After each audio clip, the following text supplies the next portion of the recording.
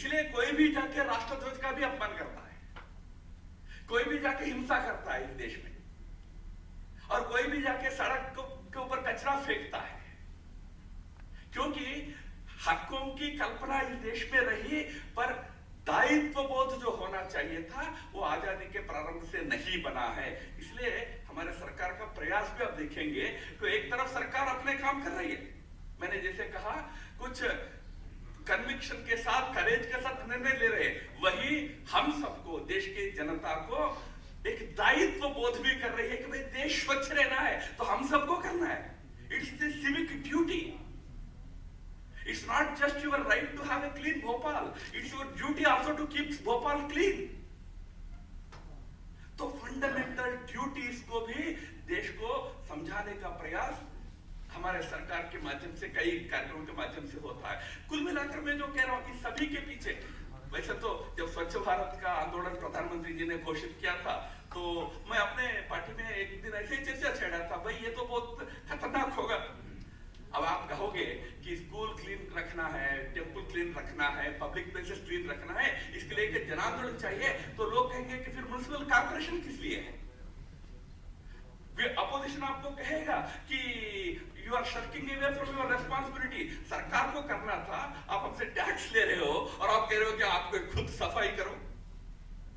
तो तब हमारे लीडर्स ने कहा कि नहीं, सरकार का जिम्मेदारी जो है वो करेगा सरकार, पर हमारा जो कुछ सामाजिक दायित्व बनता है, जिसका आग्रह आजादी के तुरंत बाद जो होना था नहीं हुआ इस देश में, बजाय गांधी जी के आग्रह के, तो वो भी हमको समाज के अंदर प्रबोधन करना चाहिए। इसलिए if you look at prime minister Modi ji programmes, his emphasis will always be about making people of this country stakeholders. लोगों को एक भागीदार बनाने का प्रयास होता है, because if India comes first for the government और public people, India should come first for every citizen of this country.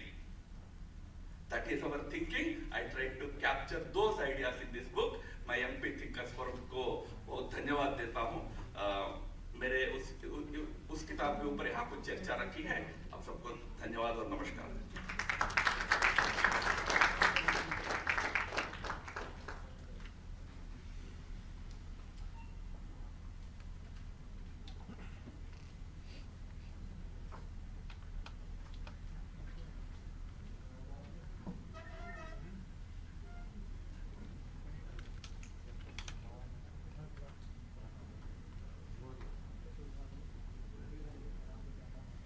Thank you so much Shri Ram Madhav ji. हम हमेशा याद रखेंगे कि नेशनल इंटरेस्ट और राष्ट्र सर्वोपरि है, वो एक ड्यूटी सबसे पहले है, और ये सिर्फ एक कन्विक्शन काफ़ी नहीं है, इसके लिए हमें करेज चाहिए कि हम उस कन्विक्शन पे डटे रहें।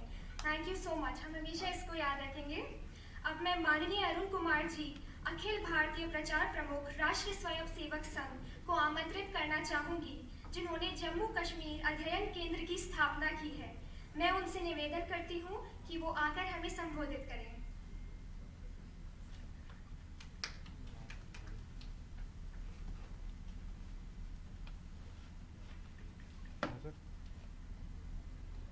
हेलो, हाँ सर, हाँ सर,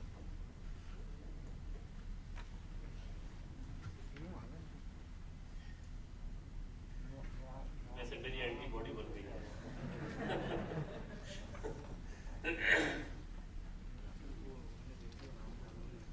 MP थिंकर फोरम की ओर से आयोजित आज के इस पुस्तक विमोचन और परिचर्चा के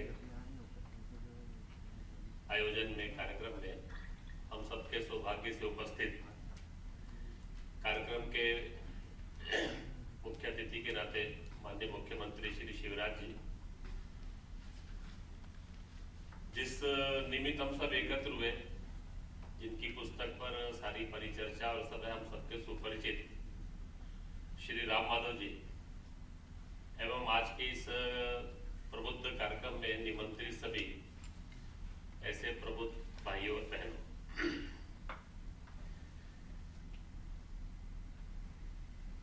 पुस्तक पर मुझे बोलना है, मैंने जिंदगी में एक वाक्य कभी लिखा नहीं है, बातें तो सिलेक्शन ठीक नहीं है, लेकिन राम माधव जी को पढ़ा बहुत है और सुना बहुत है, तो उसमें से कोई सूत्र जरूर मैं आप सबके सामने रखूंगा। प्रारंभ में राम माधव जी का परिचय कराने थे तो पॉलिटिशियन, थिंकर, राइटर, मैंने कहा ये सब तो बाद में बने, असली तो परिचय कराया नहीं उनका। वो संघ के स्वयंसेवक है और संघ के प्रचारक है। ये बाकी बातें तो बात की, लेकिन स्वयंसेवक और प्रचारक, वो लेखक, विचारक, ये होना ही वैसे दुर्लभ है, क्योंकि हमारे सारे संगठन का जिस प्रकार का चरित्र है उसमें ये कॉम्बिनेशन रेयर रहते हैं। उसका कारण भी अपने सारे कार्य का स्वरूप ऐसा है। मैं संघ का प्रचारक बना था तो हमारे एक थोड़ा वरिष्ठ प्रचारक साथ थे, तो उनको बहुत शौक था पढ़ने का, लिखने का। तो एक दिन उन दिनों नई नई जागरण पत्रिकाएं चलनी शुरू हुई थी, तो उन्होंने उसमें एक लेख लिख के भेज दिया, वो संपादक ने उसको छाप दिया। तो हमारे एक वरिष्ठ प्रचारक थे, हमारे क्षेत्र प्रचारक थे, उन्होंने उसको बताया। उन्होंने कहा ये तुम्हारा लिखा था? उन्होंने कहा। उन्होंने कहा ये आदत कब से पड़ गई? उन्होंने कहा मैं तो बहुत पहले से लिखता हूं। उन्होंने कहा लिखते हो तो उसमें क्या खास बात है, लिखते ही होगे। ये छपना ये कहां से शुरू हो गया? उन्होंने कहा वो पत्रिका छप रही थी, हमारे वो संपादक थे, वो कहने लगे इस विषय पर हमें छापना था, मिल नहीं रहा, तो मैंने कहा मैं लिख देता हूं। तो उन्होंने कहा ये नहीं करना, अगर लिखोगे तो फिर संघ का काम क्या करोगे? तो ये लिखने की आदत पड़ गई तो संघ का काम नहीं हो सकता है, ऐसा हमारा ट्रेनिंग रहता है। वो सब देखने के बाद मेरा तो पक्का हो गया कि जिंदगी में कभी कोई छोटा मोटा था भी तो वो स्कोप खत्म हो गया। लेकिन इस सारे के बाद भी अपने ऐसा नहीं है। हमारे यहाँ जो काम करने वाले लोग हैं उनकी प्रतिभा को पहचाना जाता है, और समाज देश के काम में हर क्षेत्र में आवश्यकताएं रहती है, और उसके लिए व्यक्ति को फिर उसकी योग्यता, क्षमता, प्रतिभा, संगठन, समाज की आवश्यकता के अनुसार उसको अवसर भी मिलता है।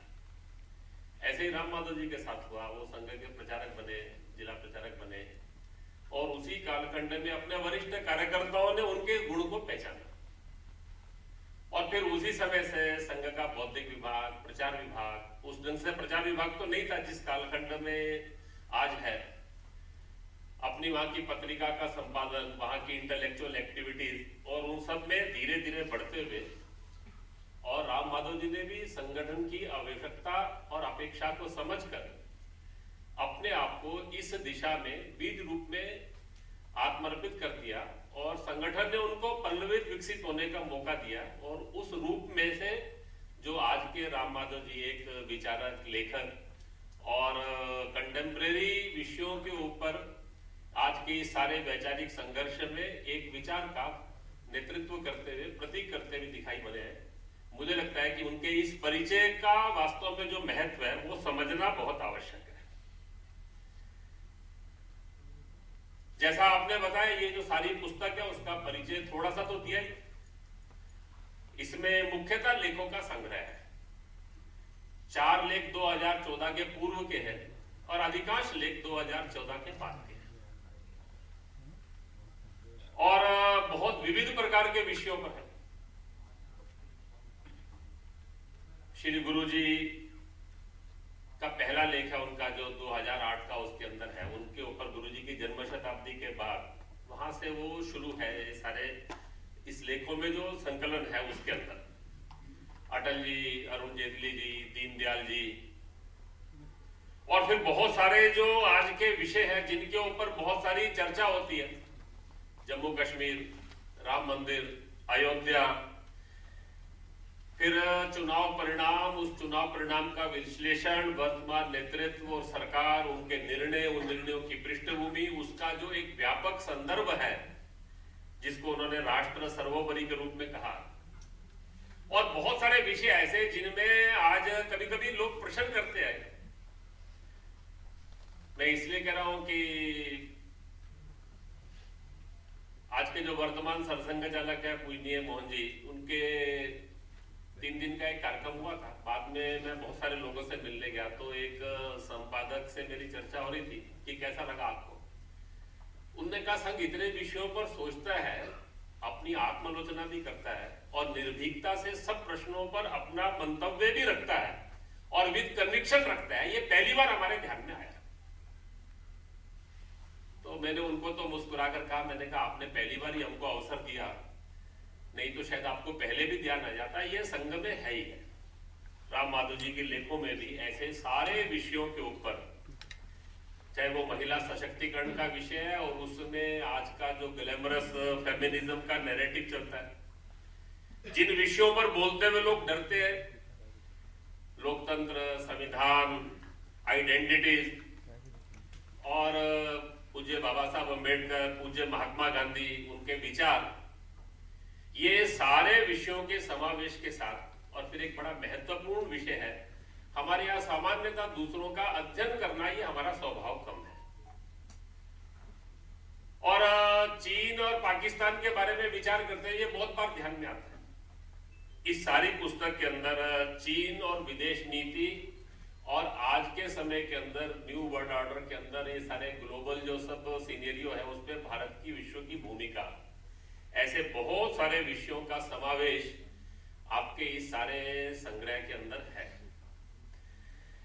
मुझे लगता है कि इस पुस्तक के महत्व को समझना जरूरी है। पुस्तक में क्या, वो तो पढ़ने के बाद ही ध्यान आएगा, उसमें से कुछ कोर्स बताने से बात बनने वाली नहीं है। लेकिन पुस्तक पढ़ना क्यों जरूरी है, मेरे को लगता है कि ऐसी एक 4-5 बातें जो मेरे समझ में आती है।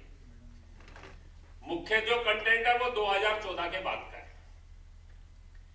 ये जो 2014 के बाद है, आमतौर पे लोग इसको पॉलिटिकल प्रिज्म से देखते हैं, वो सच भी है, वास्तविकता है। बहुत लंबे समय के बाद 2 बार लगातार एक पूर्ण बहुमत की सरकार आई। एक सशक्त नेतृत्व के रूप में लोगों ने देश के अंदर एक नेतृत्व को देखा है। एक ऐसी सरकार को देखा है जिस सरकार में निर्णय लेने का साहस है। उन्होंने जिसको करेज एंड कन्विक्शन दोनों का मेल कहा, और उसके कारण से अनेक प्रकार से विषयों को लेकर उसका परिणाम समाज पर स्वाभाविक होता है। और ऐसी सारी फोर्सेस जिनको ये सब अच्छा नहीं लग रहा, वो भी इस सारे को देखकर परेशान है। उनको भी लगता है कि अगर इसी प्रकार चलता रहा तो फिर हमारा क्या होगा, और इसलिए वो भी पूरी ताकत लगा रहे हैं। लेकिन ये एक प्रिज्म है। मुझे लगता है कि एक प्रिज्म और है जिसको ध्यान में रखकर इस पुस्तक के महत्व को समझने की जरूरत है। ये तो महत्व का विषय है ही है, और वो है पिछले एक 10-12 वर्षों में, विशेषकर 2010 और उसके बाद भारत में एक परिवर्तन आ रहा है। और वो परिवर्तन जो है, that is at psycho perceptional level. ये जो भारत का सामान्य जनमानस है, उस जनमानस के मनोवैज्ञानिक अवधारणाओं के स्तर के ऊपर समाज में एक परिवर्तन आ रहा है। उसकी अभिव्यक्ति ये सब राजनीतिक परिवर्तन में भी है। ये जो मनोवैज्ञानिक अवधारणाओं का परिवर्तन है, वो क्या है? इसके 4 डायमेंशन है जिसको समझने की जरूरत है।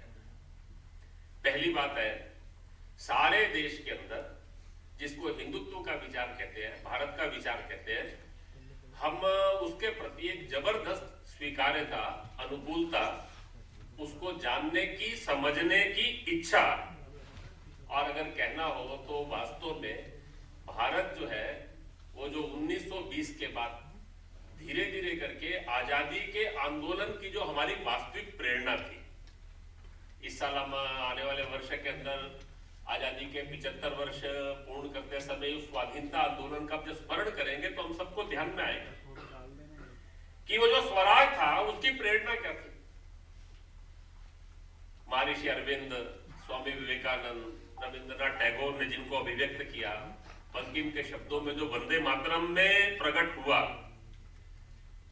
वो जो अपना 1910-12 तक का जो कालखंड था, जिस कालखंड के अंदर ये हिंदुत्व और भारत का जो हजारों वर्षों का जो विचार था, वो विचार वास्तव में वो हमारी आजादी की एक प्रेरणा थी। लेकिन धीरे धीरे करके पश्चिम की शिक्षा पद्धति में से निकलते हुए धीरे धीरे उसके पढ़े हुए लिखे लोग समाज के सब तंत्रों में स्थापित होते चले गए, और आजादी के बाद राजनीतिक स्वतंत्रता तो हो गई, लेकिन वो मानसिक और वैचारिक दास्ता अभी बढ़ती चली गई और वो आगे भी बढ़ता चला गया।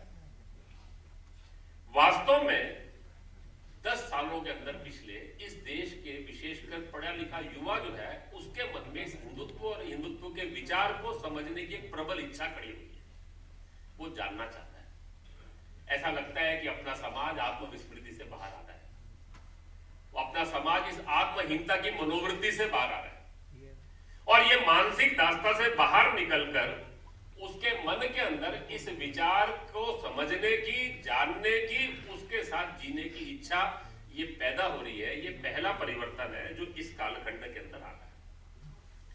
दूसरा परिवर्तन की जो पृष्ठभूमि है वो पूरे विश्व के अंदर है। जो 20वीं शताब्दी थी, इस 20वीं शताब्दी में दुनिया में विचारधाराओं के संघर्ष हुए। लोगों ने उत्थान और पतन होते देखे।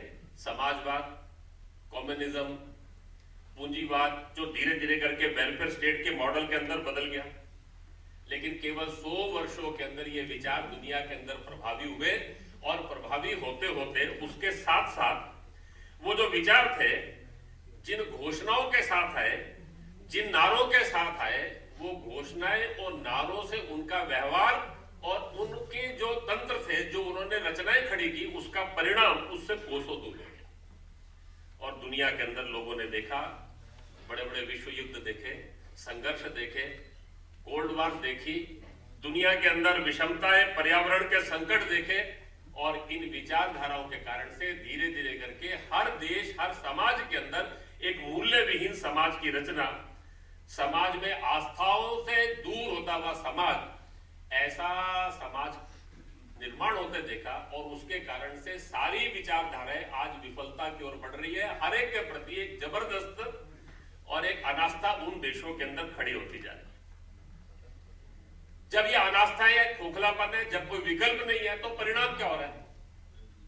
तो दुनिया के अंदर धीरे धीरे करके पिछले 15-20 सालों के अंदर मजहबी कट्टरता, और जिसको आज की भाषा के अंदर हम साधारण शब्दों में कहना हो तो माओवाद या कल्चरल मार्क्सिज्म, जिसके 3 सूत्र है: चैलेंजिंग द हेगेमनी, दुनिया के अंदर इंस्टीट्यूशन के प्रति अनास्था खड़ी करना और अंततोगत्वा अराजकता पैदा करना। वो आज आपको यूरोप में भी दिखाई दे रहा है, वो आज आपको दुनिया की डेमोक्रेसीज के अंदर भी दिखाई दे रहा है, वो अमेरिका के अंदर भी दिखाई दे रहा है। जो दृश्य आज दिखाई दे रहे हैं और ये शक्तियां इस वैक्यूम को भरते हुए दिखाई दे रही है। इस सारे कालखंड के अंदर हर देश के अंदर कुछ आइडेंटिटीज को खड़ा करना और उस आइडेंटिटीज को प्रेजेंट जो नैरेटिव है उसके आमने सामने लाकर खड़ा करके उस समाज के अंदर अराजकता पैदा करना और वहां के इंस्टीट्यूशन के प्रति अनास्था पैदा करना, ये पूरी दुनिया के अंदर दिखाई दे रहा है। यही भारत के अंदर भी पिछले कुछ समय से ये करने का प्रयास हो रहा है और पिछले 6 वर्षों के अंदर विशेषकर उनके पास और कोई ताकत नहीं है जिसके आधार पर वो इस हिंदुत्व और भारत के विचार को चुनौती दे सके। ये कोशिश हो रही है। ये जो सारी कमी है, राम माधव जी के इस पुस्तकों के लेखों के संग्रह के अंदर मुझे लगता है कि तीनों बातों का संकलन है। एक, विचार की स्पष्टता है, what will be the alternative. वो वर्ल्ड ऑर्डर का अल्टरनेटिव क्या होगा, उसका भी सूत्र क्या है, जिसको उन्होंने आज के समय के अंदर और इस कोविड के बाद के न्यू वर्ल्ड ऑर्डर के अंदर हमको किसके आधार के ऊपर और हमको विचार करना है, उसको उन्होंने ह्यूमन सेंट्रिक डेवलपमेंट और कोऑपरेशन, ये जो एक है मानव केंद्रित विकास और परस्पर सहयोग, जिस रूप के अंदर उन्होंने कहा कि हर विषय के अंदर उन्होंने इस विचार को प्रस्तुत किया। वो इंडिक थॉट्स क्या है हमारी, वो भारत का विचार क्या है, दृष्टि क्या है, ऐसे सारे विषयों का उन्होंने इसके अंदर समावेश किया है। दूसरा, ये जो सारी शक्तियां हैं, उन शक्तियों की कार्य पद्धति क्या है, उद्देश्य क्या है, उनके लक्ष्य क्या है और उनके विमर्शों का खोखलापन क्या है। ये जो सारी फोर्सेस आज दुनिया के अंदर मजहबी कट्टरवाद और माओवाद की सारी जो खड़ी हो रही है, उन्होंने उसको भी इसके अंदर उसका उत्तर आपको इसमें मिलेगा। राम माधव जी के इस सारे संघर्ष, इस सारे के अंदर मुझे लगता है कि आज के समय के अंदर, नई पीढ़ी के अंदर जब विचार को जानने की इच्छा है, लेकिन उसके पास वो कमी को पूरी कौन करेगा, ये एक प्रश्न भी दिखाई देता है। और आज समाज के अंदर जो शक्तियां समाज और दुनिया के अंदर उस विकल्प को भरने के नाम के ऊपर दुनिया को एक संघर्षों की ओर और दुनिया को और अराजकता की ओर मोड़ रही है, उस सारे समय के अंदर विकल्प क्या हो सकता है, ये वास्तव के अंदर इस सारे संग्रह के संकलन का वैशिष्ट्य है। इस सारे संग्रह का एक बड़ा वैशिष्ट्य हो रहा है। ऐसे विचारक बहुत है आज के कालखंड में, लेखक भी हैं, लेकिन जो बड़ा महत्व का विषय मुझे लगता है इस पुस्तक का, मेरे से कोई पूछेगा तो सबसे अधिक महत्व क्या है, वो है कि आज के समय में सबसे जो मीनिंगफुल है, that is the language of discourse. आपके पास विमर्श है, लेकिन विमर्श को आप जब समाज में प्रस्तुत करते हैं तो आपकी भाषा क्या रहती है? आज की पीढ़ी को वो समझ में आती है क्या? वो आज की पीढ़ी उसको कनेक्ट करती है क्या? राम माधव जी के इस लेखों के अंदर दोनों बातें हैं। एक, वो किसी भी विषय को छूते हुए डरते नहीं है, और विषय को छूते समय जो कन्विक्शन है, उसकी जो प्रस्तुति है, महिला सशक्तिकरण की बात करते हुए आज सीता और द्रौपदी का उदाहरण देना ये आसान बात नहीं है। आज के विमर्शों के अंदर अगर आप महिला सशक्तिकरण की बात करेंगे तो फेमिनिज्म के इस सारे युग के अंदर जब समानता और अधिकारों की बात होती है तो सीता और द्रौपदी को उसका प्रतीक नहीं माना जाता, लेकिन बहुत सुंदर ढंग से उन्होंने इस विषय को छूते हुए और सीता और द्रौपदी कैसे आज के इस सारे महिला सशक्तिकरण की बात करते समय वो कैसे हमारे लिए आइकॉन हो सकती है, इसको उन्होंने उसमें छुआ है।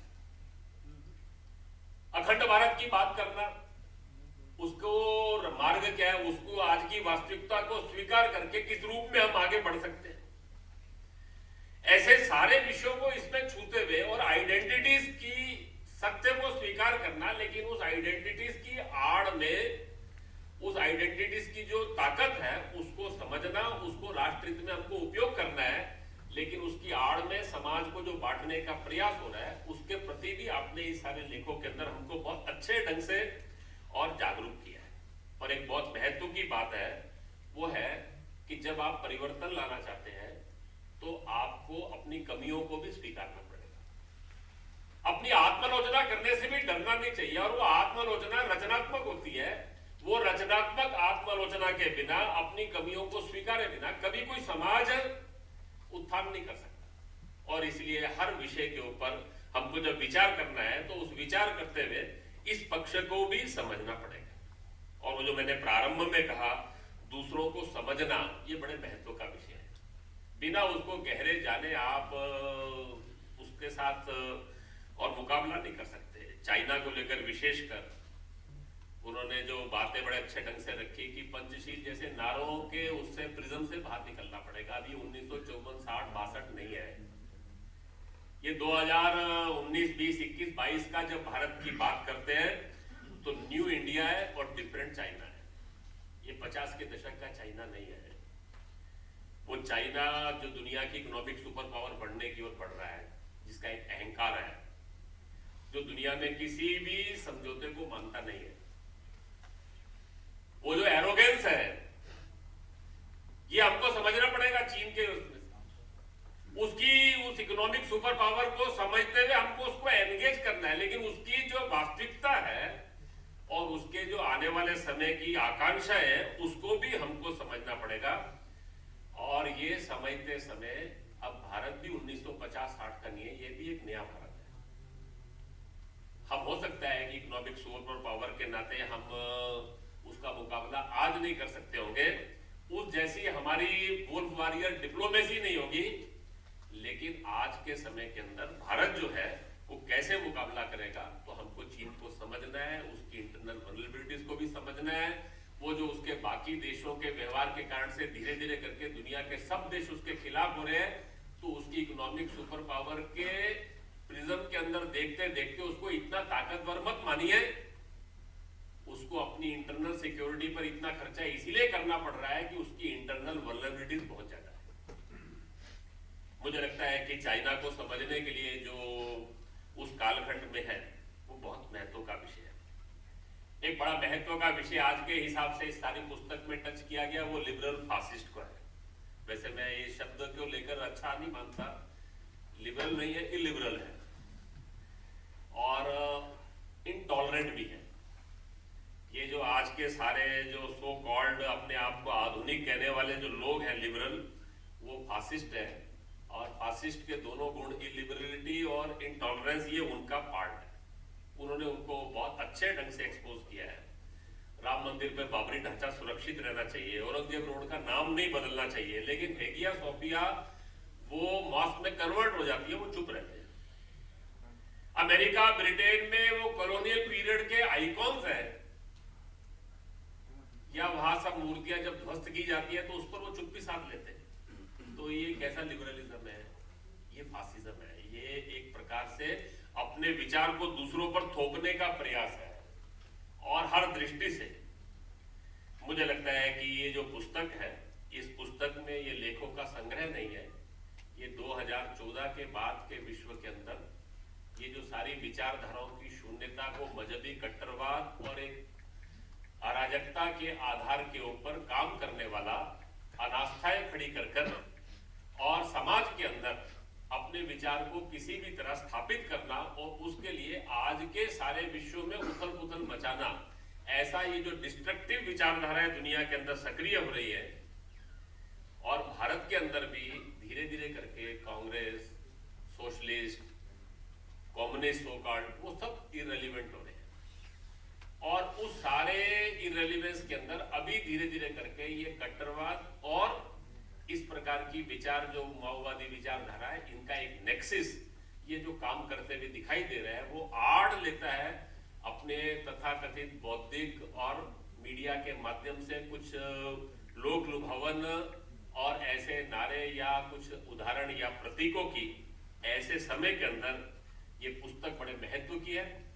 अपने इस विचार को समझने के लिए भी आज के इस सारे वैचारिक संघर्ष का जो नया दौर प्रारंभ हुआ है, और विशेषकर 2014 के बाद वो सर्वाइवल की लड़ाई लड़ रहे हैं, जो वो उन्होंने पूरी ताकत से और इस सारे बौद्धिक संघर्ष के अंदर और उन्होंने अपने को डोमिनेट करने का एक प्रयास किया है, क्योंकि जमीन पे ताकत उनकी कम है।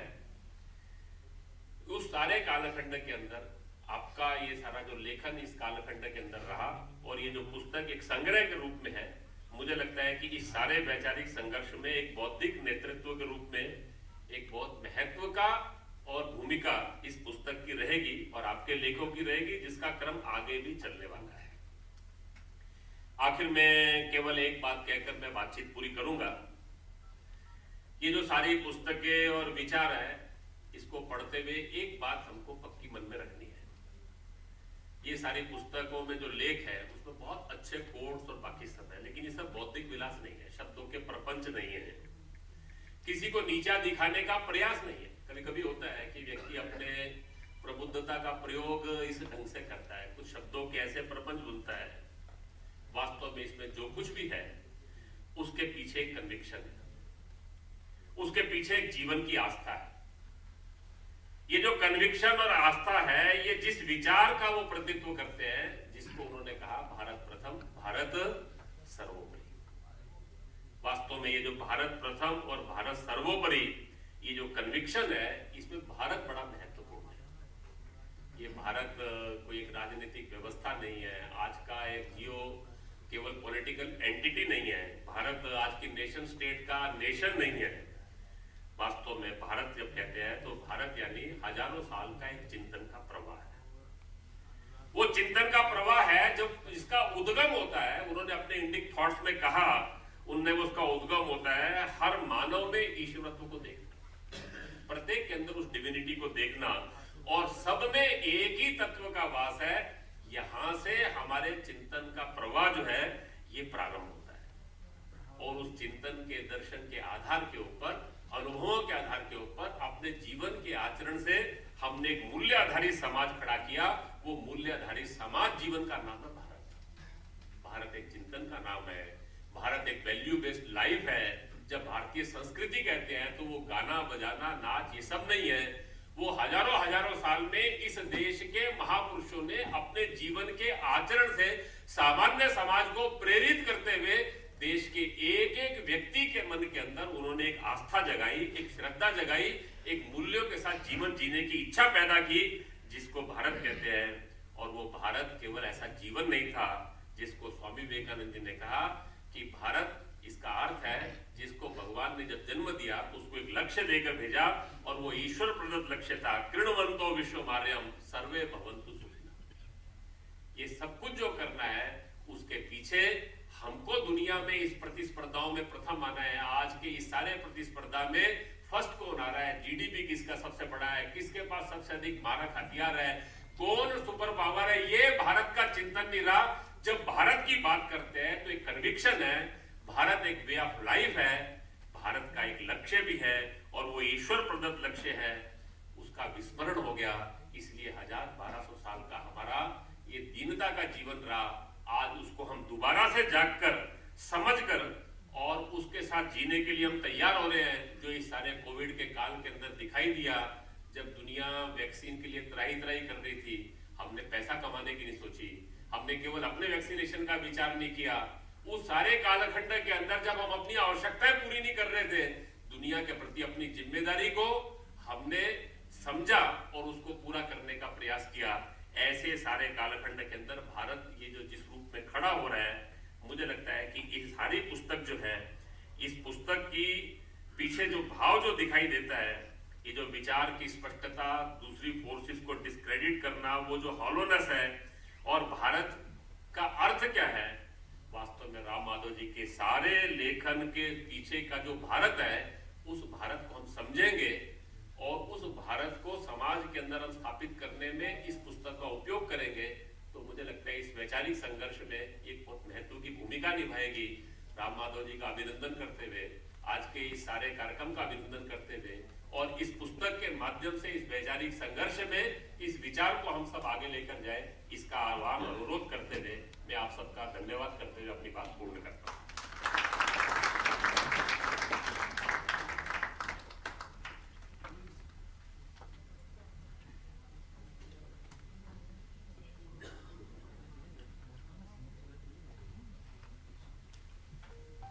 धन्यवाद माननीय Arun Kumar ji. We feel honored to have with us Honorable Chief Minister Shri Shivraj Singh Chauhan ji. Sir, you're a man who needs no introduction.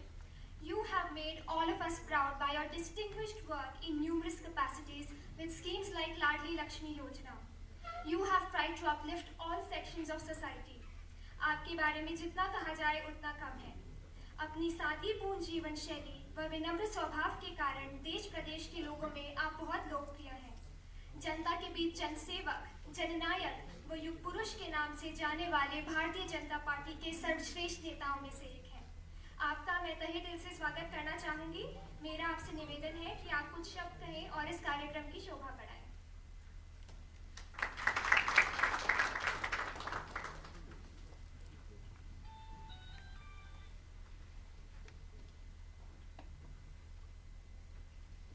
Antibody मेरी बन चुकी है,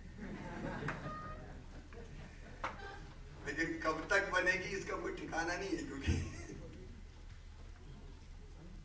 श्रद्धेय अरुण कुमार जी, आदरणीय राम माधव जी और प्रबुद्ध बहनों और भाइयों, सच तो यह है कि मैंने पुस्तक अभी पढ़ी नहीं है, लेकिन मैंने राम माधव जी को जरूर पढ़ा है। कई वर्षों पहले से पढ़ना शुरू किया। वो मौलिक चिंतक हैं, राष्ट्रवादी विचारक हैं, कुशल संगठक हैं, और मेरे मुख्यमंत्री रहते हुए भी मैं जब उनके चिंतन और विचार को देखता था, कोरे चिंतन की बात नहीं कर रहा, और मुझे श्रीलंका जाना था, मेरी यात्रा थी। राम माधव जी के मन में विचार आया कि श्रीलंका जब मैं जा रहा हूं तो श्रीलंका की आस्था का केंद्र सांची। बौद्ध धर्म का प्रचार अगर सांची में हुआ तो सम्राट अशोक के पुत्र महेंद्र संघमित्रा ने सांची से ही वहां जाकर बौद्ध धर्म का प्रचार किया था।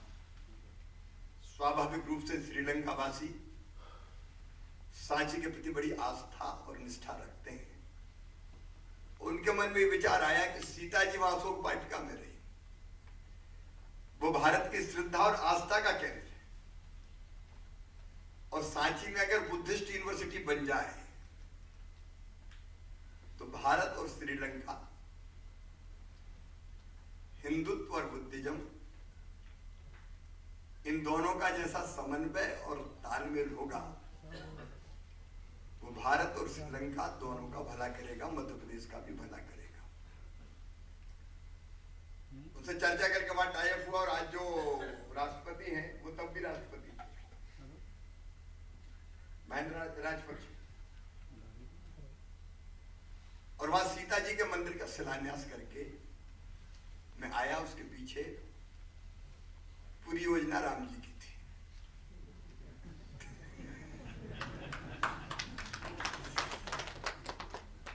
जापान जाना हो तो वहां कैसे केवल मध्य प्रदेश की नहीं भारत की बात की जा सकती है। अगर यूके या यूएसए जाना है तो उस यात्रा का केवल निवेश के अलावा कैसे लाभ उठाया जा सकता है, मैं हमेशा राम जी से बात करता था। और पुस्तक के दोनों पक्ष आज हमारे सामने अभी आए। अरुण जी ने अनेकों पक्ष रखे, राम जी ने मुख्य रूप से 2014 के बाद का पक्ष रखा। अब जब मैं दोनों के बारे में सोचता हूं, राष्ट्र सर्वोपरि, भारत सर्वोपरि, लेकिन भारत क्या है, भारत का मूल चिंतन क्या है, भारत का मूल विचार क्या है? तो सचमुच में मैं जब सोचता हूं तो भाव विभोर हो जाता हूं। एकम सद विप्रा बहुधा वदंती भारत है। सत्य एक है, विद्वान उसको अलग अलग तरीकों से कहते हैं। अयम निजम पराव्यक्ति गणना लघु चेत साम उदार चरिता नाम तू वसुदैव कुटुंबकम। ये तेरा है, ये मेरा है, ये सोच छोटे मन वालों का होता है। जो विशाल हृदय के होते हैं वो तो कहते हैं सारी दुनिया ही एक परिवार है, ये भारत है। हम लोग बचपन में जब जैत में भी थे, मैं गांव में, तो पंडित जी कथा कहते थे, और कथा के बाद वो, मैं नारा नहीं कहूंगा, मंत्री कहूंगा, सब बोलो धर्म की जय हो, अधर्म का नाश हो, प्राणियों में सद्भावना हो और विश्व का कल्याण हो। ये भारत है। सर्वे भवन्तु सुखिना, सर्वे सन्तु निरामया, सर्वे भद्राणि पश्यन्तु, मां कश्चित् दुख भाग भवेत्। ये भारत है। आत्मवत् सर्वभूतेषु भारत है। जियो और जीनो दो भारत है। और इसलिए अरुण जी जो बात कह रहे थे, मानव केंद्रित विचार, विकास और समन्वय, सचमुच में ये विचार भारत का मूल विचार है।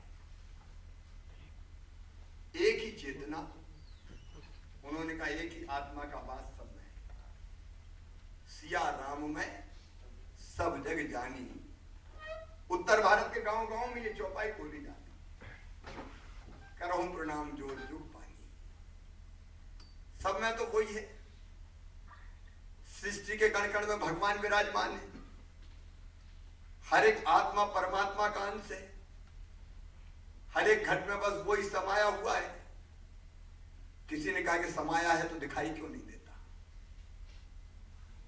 तो कबीरदास जी ने बड़ा सुंदर उत्तर दिया, साहब तेरी साहिबी हर घट रही समाए, जो मेहंदी के पात में लाली बैठी न जाए। तू है तो सब में, दिखाई क्यों नहीं देता? बोले जैसे मेहंदी के पत्ते में देखो तो हरा रंग दिखाई देता है, लाल रंग कहीं दिखाई देता है, लेकिन अगर पीस के हाथों पर रच दो तो लाल रंग भी उभर के आता है। मैं इस बात का उल्लेख इसलिए कर रहा हूं कि ये मूल चिंतन है भारत का, और उस पर राम जी ने भी अपने विचार प्रकट किए। ये मूल चिंतन है। और अगर हम लोग जिस विचार को लेकर काम करते हैं, मेरे जैसे कार्यकर्ता भी, क्योंकि राम जी तो संघ के प्रचारक हैं, स्वयंसेवक हैं, मैं भी स्वयंसेवक हूं, हम लोग जिस विचार को लेके काम करते हैं।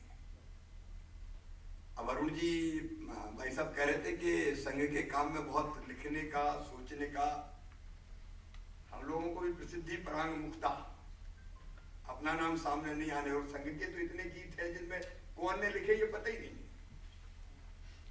कभी किसी का नाम नहीं लिखा किसी का, लेकिन हम लोग उसको गाते रहे। तो मूल रूप से मैं जो कहना चाहता हूं कि मूल सोच इस देश ने दिया दुनिया को, मूल सोच, जिसके बारे में पंडित दीनदयाल उपाध्याय जी ने, वो भी स्वयंसेवक और प्रचारक थे, दत्तोपंत ठेंगड़ी जी ने जितना लिखा, परम पूज्य गुरु जी ने जितना लिखा, वो विचार दिए एकात्म मानव दर्शन का विचार, एक ही चेतना समस्त जड़ एवं चेतन में अनुस्यूत है। अब इसको अगर जोड़े आज की परिस्थिति से 2014 और 2014 के बाद के फैसले, मैं घटना आपको सुना दूं, क्योंकि राष्ट्र सर्वोपरि कहना आसान है, भारत सर्वोपरि हम किस लिए चाहते हैं? इसलिए नहीं कि भारत सुपर पावर बन के पूरी दुनिया पे कब्जा कर ले, ये सोच हमारा बिल्कुल नहीं है। एक वैभवशाली, गौरवशाली, संपन्न, समृद्ध भारत का निर्माण आज हो रहा है, मोदी जी के नेतृत्व में हो रहा है, लेकिन वो इसलिए नहीं कि दूसरों की जमीन कब्जा ले। भौतिकता की अग्नि में दग्ध विश्व मानवता को शाश्वत शांति के पथ का दिग्दर्शन कराने के लिए भारत, लेकिन कमजोर राष्ट्रीय काम कभी नहीं कर सकता। बस एक मजबूत भारत, और उसके उदाहरण भी दोनों तरह के अगर हम देखें, अगर वैसे भारत का निर्माण करना तो कुछ कड़े फैसले लेने होंगे। 18 के चुनाव के पहले हम लोग बैठे, तब कांग्रेस ने ये घोषणा कर दी थी, राहुल जी ने आके के सरकार में आए तो 10 दिन के अंदर 2 लाख तक के सबके कर्जे माफ, और 10 दिन में माफ नहीं किए तो 11वें दिन मुख्यमंत्री बदल देंगे। हम लोग बैठे और बैठ के सोचा कि इसकी कोई काट सोचनी चाहिए, नहीं तो राजनीतिक नुकसान बहुत हो जाएगा। लेकिन साथ में पार्टी ने यह विचार भी दिया, केंद्रीय नेतृत्व ने, और हम लोगों ने विचार करके फैसला किया कि कर्जा माफी ठीक रास्ता नहीं है, किसानों का कल्याण करना तो और बेहतर तरीके हैं करना चाहिए। और जो भी चुनाव परिणाम आए मैं उस पर टिप्पणी नहीं करता, लेकिन अगर जन कल्याण, प्रदेश का हित या राष्ट्र सर्वोपरि रखना है तो कुछ कड़े और बड़े फैसले वो लेने पड़ते हैं। उसका उल्लेख राम जी ने आपके सामने विस्तार से किया है, चाहे वो धारा 370 हटाने का सवाल। अब अयोध्या में भगवान श्री राम के मंदिर के निर्माण के बारे में आज नहीं परसों से बात हो रही थी, बीच बीच में तो लोग ये कहते रहे रामलला हम आएंगे, मंदिर वहीं बनाएंगे, लेकिन तारीख नहीं बताएंगे। तो कहीं को लगता था ये केवल नारा है, लगता है ये कभी होने वाला थोड़ी। हमारे कार्यकर्ता कई बार मजाक में कहते हैं धारा 370 हटेगी थोड़ी, ये तो जोश भरने के लिए हम कह देते हैं। लेकिन एक एक करके वो सारे बड़े और कड़े फैसले हुए। मैं अभी सागर से आ रहा हूं, कमल भी किसान सम्मेलन भी होंगे, आज लाखों किसान हम लोगों ने इकट्ठे किए, लाखों। सागर में लगभग 25,000 किसान थे। हर जिला मुख्यालय पे थे, ब्लॉक मुख्यालय पे थे, पंचायत पे थे। और हमने बहस छेड़ी कि ये किसान कानून में क्या गलत क्या है, कोई बताए तो। एक कांग्रेस के नेता मेरे मित्र हैं, मैंने कहा अच्छा बताओ इसमें गड़बड़ क्या है। बोले कंपनी जमीन पर कब्जा कर लेगी। मैंने कहा मार मार लठ धूल झड़ा देंगे, कहाँ की कंपनी गांव में आके कौन की जमीन पर कब्जा कर लेंगे। मैंने कहा तुमने पढ़े है? बोले नहीं, वो तो अडानी अंबानी के लिए, ना देखा ना पढ़ा ना सुना। लाखों किसान मध्य प्रदेश में खड़े रह के समर्थन करते हैं जब हम ढंग से समझाते। में उनकी विस्तार में नहीं जा रहा। अब अगर दृढ़ इच्छा शक्ति ना होती और सही अर्थों में किसान का कल्याण मन में ना होता तो 2 मिनट में रोक तो क्या क्या फर्क पड़ता है। लेकिन दीर्घकालीन हित के लिए, राष्ट्र के भी और व्यक्तियों के भी, राष्ट्र के नागरिकों के लिए भी बड़े फैसले लेने पड़ते हैं। और जो 2014 के बाद लिए गए, कोई कल्पना नहीं करता था कि धारा 370 ऐसे हटेगी। और राम जी ने अपनी पुस्तक में इन बातों का जिस ढंग से उल्लेख किया है उसका अध्ययन निश्चित तौर पर हम सबको एक सही चिंतन की दिशा देगा, ये मेरा विश्वास है। अभी चूंकि डिस्कशन भी होने वाला, पुस्तक पे थोड़ी चर्चा भी होगी, तो उसके माध्यम से भी हम पुस्तक को समझने का प्रयास करेंगे। मैं तो आज राम जी का यहाँ हृदय से स्वागत करता हूं मध्य प्रदेश की धरती पर। वो सचमुच में मौलिक चिंतक है और जिस ढंग से काम करते हैं वो कई लोगों को प्रेरणा देते हैं। उनका यहाँ स्वागत है। और मुझे यहाँ बुलाने के लिए भी मैं MP foundation, MP thinkers forum, उसको बहुत बहुत धन्यवाद देता हूं। नमस्कार।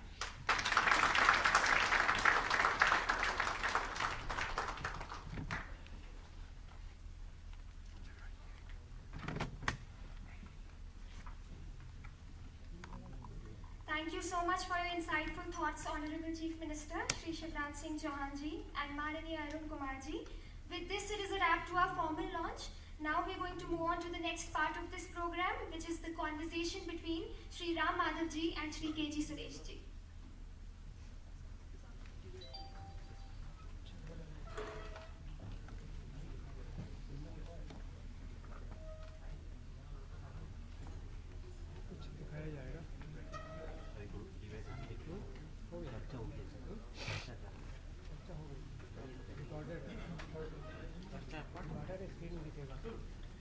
Shri K.G. Suresh ji is a senior journalist, a columnist, a communications expert, and former Director General of Indian Institute of Mass Communication, New Delhi.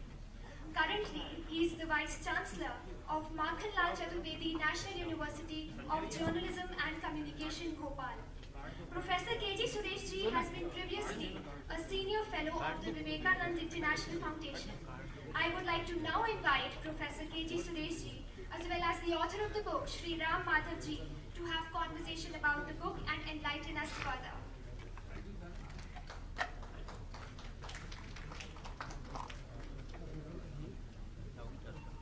चर्चा होगी, सीएम निकल रहे हैं। सीएम साहब निकल रहे हैं।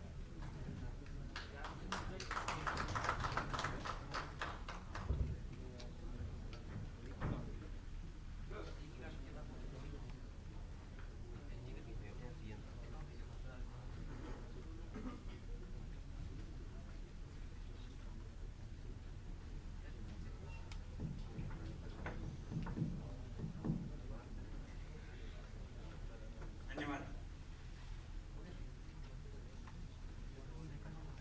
श्रद्धेय राम कुमार जी, शिवराज जी, यहाँ उपस्थित विद्वज्जन। आमतौर पर जब दो दक्षिण भारतीय मूल के एक मंच पर साथ में एक अंग्रेजी किताब पर चर्चा करते हैं तो आप उम्मीद तो अंग्रेजी में ही वार्तालाप करोगे, लेकिन यहाँ सभी राष्ट्र सर्वोपरि में विश्वास करने वाले हैं तो राष्ट्रीय भाषा में ही बात करें। यही मैंने अनुरोध किया राम माधव जी से। ये मेरे लिए भी सौभाग्य का विषय है कि संघ में प्रवक्ता जब वो थे तो तब मैं एक पत्रकार के नाते कई पत्रकार वार्ता में उनसे कई सवाल पूछा करता और बाद में वो पार्टी में गए और उसके बाद इंडिया फाउंडेशन के माध्यम से जब आपने इंडिया आइडियाज कॉन्क्लेव गोवा में शुरू करके अभी कोविड काल से पहले बड़ौदा में आयोजित किया, तब तक एक गवाह में रहा हूं और मैंने देखा है उनका बौद्धिक यात्रा को भी देखने का सौभाग्य था। तो आज इस बहुत ही महत्वपूर्ण पुस्तक पर आज हम चर्चा करने के लिए यहाँ एकत्रित हुए हैं। तो मैं चाहूंगा कि शुरुआत में इस वक्त का सबसे समसामयिक विषय यानी कोविड, उसी से मैं शुरू करना चाहता हूं जो आपका अंतिम अध्याय है इस पुस्तक में। वैक्सीन डिप्लोमेसी को लेकर भारत की चर्चा आज पूरे विश्व भर में है। यहां तक कि ब्राजील के राष्ट्रपति ट्वीट करके हिंदी में धन्यवाद देते हैं पूरे विश्व के सामने भारत को। यही नहीं, नेपाल, बांग्लादेश वसुधैव कुटुंबकम के उस भावना के साथ आज भारत पूरे विश्व को वैक्सीन प्रदान कर रहा है। लेकिन साथ ही हम वैश्विक परिवेश में कुछ बदलाव भी देख रहे हैं। हमने देखा कि किस तरीके से एक चर्चा ये बनी थी कि पूरे विश्व में एक नेशनलिस्ट सर्ज हो रहा है, जिसके तहत ट्रंप अमेरिका में जीते, भारत में प्रधानमंत्री श्री नरेंद्र मोदी की विजय हुई। लेकिन हाल ही के जो अमेरिका में जो हम नतीजे देख रहे हैं उसमें हमने देखा कि जैसे ही कैपिटल हिल में हिंसात्मक घटनाएं हुई तो भारत ने अपने आप को न सिर्फ उसकी भर्त्सना की, अपने आप को दूर रखा और लोकतंत्र के प्रति अपने प्रतिबद्धता को भी जाहिर किया। और बाइडेन जो नए राष्ट्रपति हैं उनके साथ भी, यानी कि वो व्यक्तिगत संबंध नहीं है, दो राष्ट्रों के बीच में संबंध है, इसको भी पुनः स्थापित किया। ऐसे में वैश्विक परिवेश में और एक आक्रामक चीन के संदर्भ में आप 21वीं सदी भारत की सदी होगी, इस दृष्टिकोण को आप कैसे देखते हैं? धन्यवाद सुरेश जी। मैं पूरा कोशिश करूंगा हिंदी में ही बोलूं। वैसे तो वैक्सीन डिप्लोमेसी शब्द से मैं थोड़ा परहेज रखता हूं। दुनिया को वैक्सीन देना हमारा कोई डिप्लोमेसी नहीं है। जैसा माननीय मुख्यमंत्री जी ने कहा, कृणंतो विश्वमान्यम, इस भूमि की अपनी संस्कृति है। तो हम इसलिए प्रधानमंत्री जी पे उसको वैक्सीन फ्रेंडशिप का शब्द प्रयोग किया था। हम दुनिया को मित्रवत देखते हैं, जो नीडी है उनके हित में हम खड़े होते हैं। तो वो काम हमने बहुत सहजता से किया है, अभी किया है। उससे पहले हमने दवाइयां भी देशों को दिया है, अब वैक्सीन भी हम कई देशों को देने वाले हैं। पर जो मुख्य बात पर आप ध्यान आकर्षित किया, ये जो कोविड के बाद का विश्व है, वो कोविड से पहले इस प्रकार के विश्व में हम अभी तक रहे हैं उससे भिन्न होने वाला है। We are entering a totally different world order. जो अभी तक का जो वर्ल्ड ऑर्डर था, ये द्वितीय महायुद्ध के बाद का वर्ल्ड ऑर्डर था। इसके बारे में कहते थे, इसका वर्णन होता है लिबरल इंटरनेशनल ऑर्डर। इसके कुछ विश्लेषक मजाक से कहते हैं कि यार ना लिबरल था, ना इंटरनेशनल रहा, ना ऑर्डरली रहा। तो दुनिया में झगड़ा होते रहे, संक्षिप्तता चलती रही, दुनिया बढ़ गई थी। खैर, एक प्रकार की दुनिया में हम रहे जहां ट्रेड और डिफेंस, ये दोनों के आधार पर देश आपसी संबंध बनाते रहे। पर जिस दुनिया में हम प्रवेश कर रहे हैं, ये दुनिया नई होगी। आज इसमें देश अंतर्मुखी हो रहे हैं। आपने भी कहा नेशनलिज्म बढ़ रहा है, अंतर्मुखी हो रहे हैं। चीन सहित सभी देश अंतर्मुखी हो रहे हैं। तो ट्रेड के लिए अपने देश के ऊपर निर्भर होंगे, हम आत्मनिर्भर भारत के रहे तो आत्मनिर्भर रशिया भी चल रहा है, आत्मनिर्भर चाइना भी चल रहा है, और ट्रंप का एक ही स्लोगन था, मेक अमेरिका ग्रेट अगेन। तो यही एक नई दुनिया का स्वरूप होने वाला है। पर इस नई दुनिया में कुछ ऐसी चीजें हैं जो दुनिया के देशों के आपसी संबंधों के आधार बनेंगे। उसमें पहली बात पर्यावरण संबंधी विषय बनेंगे, क्लाइमेट चेंज इश्यूज बनेंगे। मैं तो मध्य प्रदेश को देखकर मुझे हमेशा लगता है इसमें स्वयं माननीय शिवराज जी, इस राज्य एक बहुत बड़ा रोल प्ले कर सकता है। एक बहुत बड़ा ग्रीन कवर वाला राज्य है, ग्रीन इकोनॉमी में आगे बढ़ सकता है। ये climate change, green economy, renewable energy, Dilip ji बैठे हैं, पता नहीं वो एनर्जी क्षेत्र में गए कि नहीं गए। आगे आने वाले 10 साल बाद ये जो इस समय जो कोल फायर्ड पावर स्टेशन वगैरह का जमाना है, इसका स्थान रिन्यूएबल्स लेने वाले हैं, क्योंकि रिन्यूएबल सस्ता भी है, 2 रुपए में आज बिजली मिल रहा है रिन्यूएबल्स के माध्यम से। उसमें कुछ टेक्नोलॉजी की जरूरत है, पर वो टेक ओवर करने वाला है। तो हम एक नए पर्यावरण मित्र वाले दुनिया में प्रवेश कर रहे हैं, पर्यावरण फ्रेंडली। दूसरा, एक हेल्थ केयर बड़ा इश्यू बनने वाला है। डिसीज मैनेजमेंट नहीं, अभी तक डिसीज मैनेजमेंट चलता था, अब आगे जाकर हेल्थ केयर बनेगा, उसमें आपका योगा महत्व का होगा, यानी सही जीवन पद्धति कैसे हो, इस पर दुनिया का आग्रह ज्यादा रहेगा, उस प्रकार की दुनिया में जाएंगे। तीसरा, artificial intelligence, robotics, big data, ऐसे जो टेक्नोलॉजी के जो नए शिखर क्षेत्र है, फ्रंटियर एरियाज है, वो इस नई दुनिया को गाइड करने वाले हैं। तो इस प्रकार के एक नई दुनिया में हम प्रवेश कर रहे हैं। तो सौभाग्य से इन सारे क्षेत्रों में भारत का अपना सहज सिद्ध एक एडवांटेज है।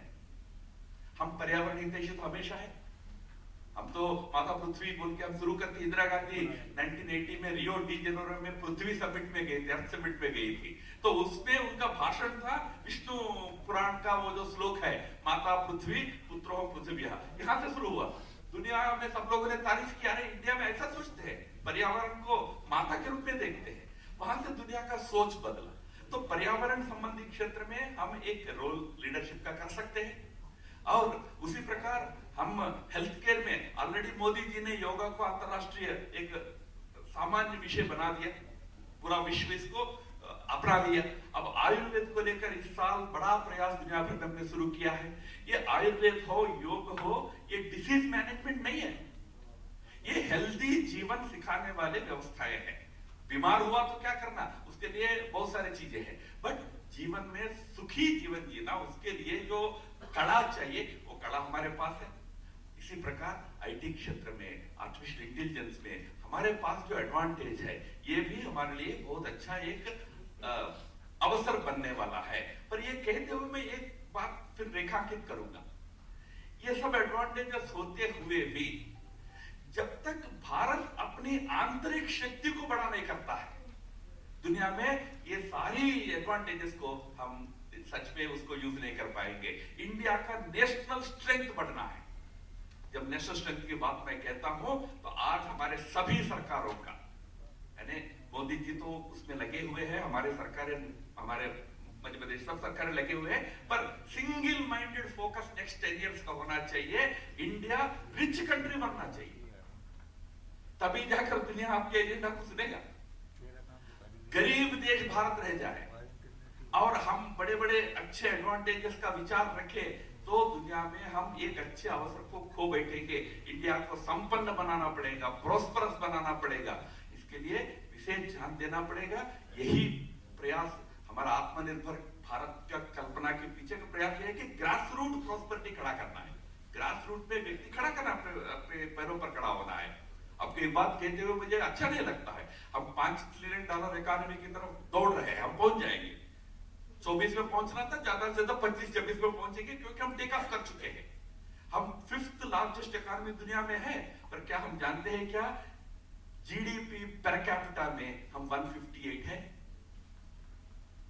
हमारे जो राष्ट्रीय संपत्ति को पर हेड हम बांटेंगे तो हम 150 से भी पीछे है दुनिया में। ये आगे आना है, इस देश का आम व्यक्ति संपन्न बनना है, हमारे नीतियां उस दिशा में बनना पड़ेगा, तब जाकर एक संपन्न राष्ट्र। आज चीन का एडवांटेज क्या है, चीन का हमारे से ज्यादा कोई महत्व नहीं है, पर चीन का ग्रास रूट प्रॉस्पेरिटी है, चीन आज ऑलरेडी 10 ट्रिलियन डॉलर इकॉनमी है, 12 ट्रिलियन डॉलर इकॉनमी है। जब तक हम 5 ट्रिलियन डॉलर पहुंचेंगे वो 25 पहुंचने वाला है। तो जो इकोनॉमिक एडवांटेज है वो चीन को दुनिया में एक लीडरशिप पोजीशन पे ले जा रहा है। हमको हमारा इकोनॉमी को स्ट्रॉन्ग करना है, नेशनल स्ट्रेंथ को बढ़ाना है, तब जाकर 21st सेंचुरी वाली दुनिया जो होगी उसमें भारत को एक लीडरशिप का अच्छा मौका मिलेगा। अन्यथा ये तो स्लोगन तो रहेगा 21st century will be India century, but बनेगा नहीं ऐसा।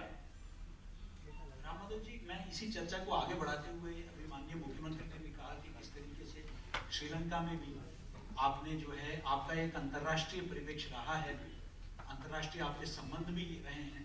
मैं खुद उसका गवाह रहा हूं जब इंडिया फाउंडेशन का एक प्रतिनिधिमंडल चाइनीज कम्युनिस्ट पार्टी के निमंत्रण पर हम लोग गए थे। 10 दिवस का चीन की यात्रा रही, वहां आपके लिए सम्मान हमने देखा। लेकिन इस पुस्तक को जब मैंने पढ़ा तो इसमें आपका मैंने एक आक्रामक रुख देखा चीन के प्रति। पहली बार शायद ही किसी सत्ताधारी दल की तरफ से तिब्बत पर और दलाई लामा पर इतने मुखर होकर किसी ने लिखा है।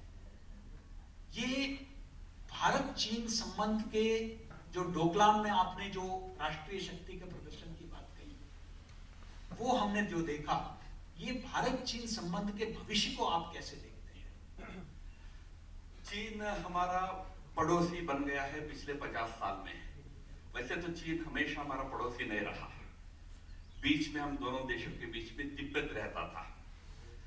तिब्बत पहले बौद्ध देश बना। भारत से जो बौद्ध भिक्षु गए थे वो पहले तिब्बत में गए थे, वहां बौद्ध देश बना। फिर आगे जाकर आज वर्तमान जो अफगानिस्तान है वहां से बुद्धिज्म चीन में गया। तो चीन तिब्बत के ऊपर कब्जा करने के बाद भारत का पड़ोसी बना। पड़ोसी बनते समय हमको लगता था, उस समय के नेतृत्व को लगता था कि ठीक है, पड़ोसी बनने में क्या फर्क, क्या खतरा है, हर देश का तो पड़ोसी होते हैं, तो एक और पड़ोसी हमारा होगा। पर हमने उस समय समझा नहीं था नेहरू जी के समय में कि चीन बाकी सभी पड़ोसियों जैसा पड़ोसी नहीं है। अंग्रेजी में एक सेइंग होता है, you can not choose your parents. आप माँ बाप को चुन नहीं सकते, किसी माँ बाप पैदा होते हैं। इसी प्रकार आप you can not choose your neighbours. अब पड़ोसी कौन होगा ये आप तय नहीं कर सकते। कोई होगा वो बदलता रहेगा, कोई आ जाएगा। जो आया है उसको समझना पड़ेगा। जो अरुण कुमार जी भी अपने वक्तव्य में कह रहे थे कि हमको समझना होगा चीन को। चीन नेशन स्टेट नहीं है, चीन भी हमारे जैसे एक सिविलाइजेशनल नेशन है, बहुत बड़ा सभ्यता वाला देश है, प्राचीन देश है। उसका एक सोच है। चीन अपने आप जैसा अब भी माननीय मुख्यमंत्री जी कह रहे थे, हमारे देश में गांव में भी चले जाओ, आम आदमी विश्व कल्याण का ही बात करेगा। उनकी प्रार्थना तो समाप्त होगी, लोक कल्याण हो। उसको कोई स्कूल में पढ़ाया है कि लोग ऐसा होता है उसका कल्याण हो? कोई पढ़ाया नहीं, उसका प्रार्थना ही है। ये स्वभाव है इस देश का। और ऐसे चीन का भी एक स्वभाव है। चीन का स्वभाव क्या है? हम मिडिल किंगडम है, यानी ऊपर हेवन है, स्वर्ग है, बीच में हम है, नीचे बाकी दुनिया है, बाकी सारी दुनिया नीचे है, हम बीच में, हम स्वर्ग है, हम मिडिल किंगडम है। मिडिल किंगडम माइंडसेट होता है, उसको समझ के व्यवहार करना पड़ेगा। हम सब समान है, शांति पंचशील बोलने से होगा नहीं, वो दूसरे ढंग से देखता है उस चीज को। जब 62 का युद्ध हुआ था, उसमें मैंने लिखा भी था ये बात को। अगस्त 62 में माओ, उस समय चीन का जो सुप्रीम लीडर था, माओ ने अपने सेना को आदेश दिया कि जाके नवंबर में अटैक करो। तो चौवनलाई होता था उस दिनों में पंत प्रधान। चौवनलाई नेहरू बड़े दोस्त थे। चौवनलाई नेहरू मिलकर पंचशील की घोषणा भी की थी 1955 में। तो चौवनलाई माओ के पास जाते हैं, जाके माओ के कान में कहते हैं, भाई साहब बट हमने तो नेहरू जी के साथ मिलकर पंचशील पर साइन किया। पंचशील में तो पीसफुल कोएग्जिस्टेंस की बात है। तो हिस्टोरियंस लिखते हैं कि माओ विंक यानी ऐसा आंख मारा उसको, चौवनलाई को कहा, tell mister Nehru, India and China there should be not peaceful coexistence but armed coexistence. पर चीन ऐसा सोचता है, ये हमको ध्यान में नहीं था, क्योंकि हम पीसफुल कोएग्जिस्टेंस की बात कर रहे हैं, वो भी वही सोचता है, ऐसा हमको लगता है। तो चीन को समझकर व्यवहार करना होगा। एक मैं आपको महत्वपूर्ण एक उदाहरण देता हूं। चीन का युद्ध नीति का निर्णय करने वाला एक किताब है जिसका नाम है the art of war. Soon Tzu नाम का एक विद्वान ने लिखा है 2000 साल पहले, उपलब्ध है, आप इंटरनेट पे आर्ट ऑफ वॉर डालेंगे तो आ जाएगा। ये आर्ट ऑफ वॉर एक स्टेटमेंट से शुरू होता है, the art of war is an art in deception. अर्थ क्या है? युद्ध की कला क्या है? धोखाधड़ी की कला ही युद्ध की कला है। ये शुरू होता है, ये उनका सोच है, यानी युद्ध में धोखाधड़ी होती है, वहां से उनका शुरुआत होती है। हमारा शुरुआत कहां होता है? भगवत गीता का पहला श्लोक क्या है? धर्म क्षेत्र कुरुक्षेत्र। भाई कुरुक्षेत्र है, युद्ध करना है, लड़ना है, पर धर्म के आधार पर लड़ना है, धर्म क्षेत्र है। कितना अंतर है सोचने में, देखिए। तो आप ऐसे एक पड़ोसी के साथ व्यवहार कर रहे हैं तो उनके व्यवहार करने के नियम नीतियां अलग होते हैं, ये समझना चाहिए। तो इसमें आपको दृढ़ रहना पड़ता है, दोस्ती भी करना है, मेरा अच्छा संबंध जरूर है, पर दृढ़ भी रहना पड़ता है। यही परिचय हमारे प्रधानमंत्री जी ने डोकलाम में दिया। तब तक हमारी भूमि जब हड़पी जाती थी तो हम बातचीत करते थे चीन से। चीन कहता था कि ठीक है, हम हड़पा नहीं है क्योंकि आपका एलएसी अलग है, हमारा एलएसी अलग है। तो हमने पहली बार कहा अगर आपका अलग है हमारा अलग है तो हम हमारे एलएसी पर हम खड़े रहेंगे, तुम्हारे एलएसी को हम नहीं मानेंगे। ये कहते हैं कि standing firm on the ground, proactive diplomacy together with strong ground posturing. जब से हमने ये शुरू किया, डोकलाम में 2017 में शुरू किया, अब 2020 में लद्दाख में हमने शुरू किया। हम खड़े रहे हमारे सीमा पर, हमने कहा कि चलो बातचीत करेंगे, आज 9 राउंड बातचीत हुआ है, और हमने कहा कि तब तक हमारी सेना पीछे नहीं जाएगी जब तक तुम अपने भूमि पर नहीं जाओगे। यह होता है व्यवहार करने में जो अंतर है। चीन इन बात को समझता है। मैं लंबा समय नहीं ले सकता क्योंकि चीन का 13 देशों से शत्रुता है, बॉर्डर वार है। उसमें सबसे बड़ा बॉर्डर डिस्प्यूट सेटल हुआ रशिया के साथ, और कब सेटल हुआ मालूम है? बोरिस येल्सिन नाम के जो लंबा बहुत पीता रहता था, दिन भर पीता रहता था, वो राष्ट्रपति था रशिया का, उन्होंने सॉल्व कर दिया। कैसे कर दिया? उन्होंने डेंग सियाओपिंग को कहा देखो 3 आइलैंड्स का डिस्प्यूट है, 2 हमको दे दो, 1 तुम ले लो, अगर ये स्वीकार है तो स्वीकारो, नहीं है ना अगले महीने से तीनों मेरा है। आप विश्वास से करेंगे, विद इन 1 मंथ चीन ने कहा कि ठीक है 2 आप लो, 1 हमको दो, हमारा बॉर्डर सेटल करेंगे। तरीका होता है उस देश से डील करने का। 90s की मैं बात कर रहा हूँ, 2020 में वो चलेगा क्या? वो नहीं चलेगा। चीन अब और ताकतवर बना है, बट कह रहा हूँ उस देश को समझकर व्यवहार करना होगा। उस बात में मैंने काफी चर्चा में की। रामाधव जी, अब देशी मामलों से हम देश की तरफ आते हैं। आपको पीडीपी बीजेपी अलायंस का आर्किटेक्ट भी माना जाता है, उसके बारे में इस किताब में चर्चा भी है कि कैसे नॉर्थ ब्लॉक और साउथ ब्लॉक के बीच में खड़े होकर जेटली जी ने फाइनल टचेस दिए। मैं वहां से आगे बढ़ते हुए हम 370 का पूरा प्रकरण देखते हैं। एक नैरेटिव ये क्रिएट किया गया कि 370 आज भी वहां के जनता को स्वीकार्य नहीं है, लेकिन हमने देखा कि हाल ही में हुए पंचायत चुनाव में भी किस प्रकार से लोगों ने बढ़ चढ़ कर वहां भाग लिया। यही नहीं, वहां जो भी राष्ट्रीय ताकतें हैं, भारतीय जनता पार्टी के उम्मीदवारों को भी वहां चुन चुन के मारा जा रहा है, तो एक बौखलाहट भी साफ दिखाई देती है। आप आने वाले दिनों में 370 के संदर्भ में कश्मीर की परिस्थिति को कैसे देखते हैं? पहली बात तो धारा 370 जब संविधान में प्रवेश किया गया था 1950 में, तब तो उसका पूरा विरोध था। स्वयं कांग्रेस वर्किंग कमेटी ने उसका विरोध किया था। कांग्रेस वर्किंग कमेटी में जब वो उसको प्रारंभ में ड्राफ्ट कॉन्स्टिट्यूशन में 306 होता था, वो आर्टिकल 306 था, वो जब लाया गया उसको कांग्रेस वर्किंग कमेटी ने कहा कि ये कैसे दे सकते हैं, संभव नहीं। उससे पहले कॉन्स्टिट्यूएंट असेंबली में जब कश्मीर को विशेष अधिकार देने की बात की गई गोपाल स्वामी अयंगार नाम के एक बड़े नेता के माध्यम से, तो हजरत मोहानी नाम के सीपीआई के एक मुस्लिम सदस्य खड़ा होकर उसका विरोध किया। हजरत मोहानी ने एक सीधा प्रश्न पूछा, अगर कश्मीर को आप विशेष एक दर्जा देना चाहते हैं तो बड़ौदा को क्यों नहीं देते? बड़ौदा भी तो ऐसा ही आया, भोपाल भी ऐसा ही आया, तमाम देश के 500 से अधिक राज्य ऐसा ही आए, तो कश्मीर को क्यों अलग देते हो? तो तब सबने कहा कि नहीं नहीं नहीं, देखो नेहरू जी ने वचन क्वेश्चन दे दिया शेख अब्दुल्ला को, नेहरू जी का सम्मान करना है। पटेल साहब का आर्गुमेंट यह था कि नेहरू जी प्रधानमंत्री है तो उनका सम्मान करना है। स्वयं पटेल भी नहीं चाहते थे, तो ना कांग्रेस चाहता था, ना कॉन्स्टिट्यूंट असेंबली चाहती थी, कोई नहीं चाहते थे। फिर भी धारा 370 संविधान में घुस गया। क्यों? क्योंकि नेहरू जी शेख अब्दुल्ला को वादा किए थे। बट जम्मू कश्मीर में कुछ दशाब्दी के अनुभव के बाद उनको भी लगने लगा कि इससे तो हमको कोई फायदा नहीं है। जो भी फायदा हो रहा है लीडर्स को हो रहा है, जनता को नहीं हो रहा है। इसलिए मैंने मेरे भाषण में जो कहा था 62 63 से समय से भी लोग आके नेहरू जी को कहते थे कि नेहरू जी इसको हटाओ, क्यों रखा है, इसको हमको नहीं चाहिए, हमको बाकी देश के साथ समान व्यवहार होने दीजिए। नेहरू जी कहते थे कि नहीं ये बात सही है पर ये अपने आप खत्म हो जाएगा, आप चिंता मत करो। तो धारा 370 एक प्रकार से रेड हेरिंग जो कहते हैं उस प्रकार बन गया था।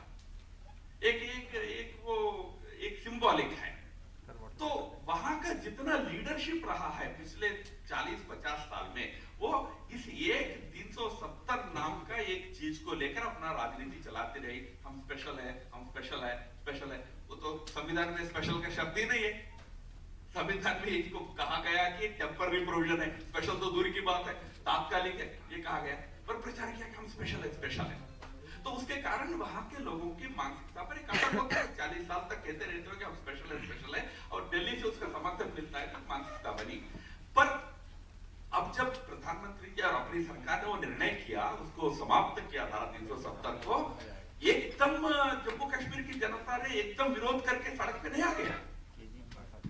उन्होंने सोचा है चलो हमने 70 साल 370 के जमाने का अनुभव किया है, उसे हमको फायदा नहीं मिला, कुछ नेताओं को फायदा मिला, 200-300 फैमिलीज को फायदा मिला।